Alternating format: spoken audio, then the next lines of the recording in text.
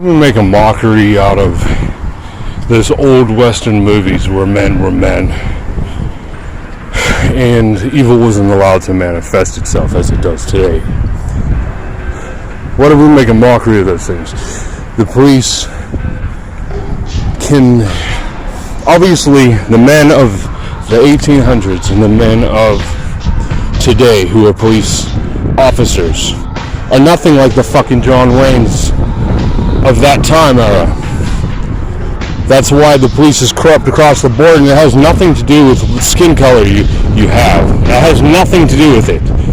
It has to do with the decline of values, because the police, men in general, can't live up to that standard. That's one of the most beautiful things about America is the story of the Wild West, when there was a real sense of honor amongst men, and evil was not allowed to flourish like it does today.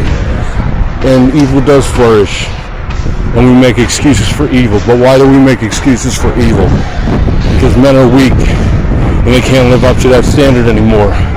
But they must live up to that standard, because an idle mind is the devil's playground, and men left to their own devices become evil creatures. Unless there's a sense of value.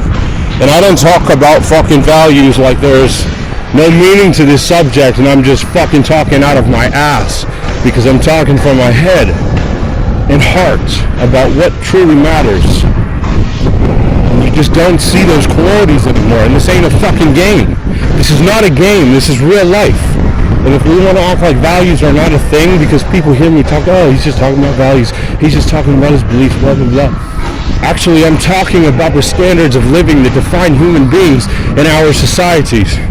And if we don't take those things seriously, everything decays and evil's allowed to flourish. And why the fuck do we make so many excuses for evil? Out of cowardice. Cowardice. Be courageous. Set evil people straight.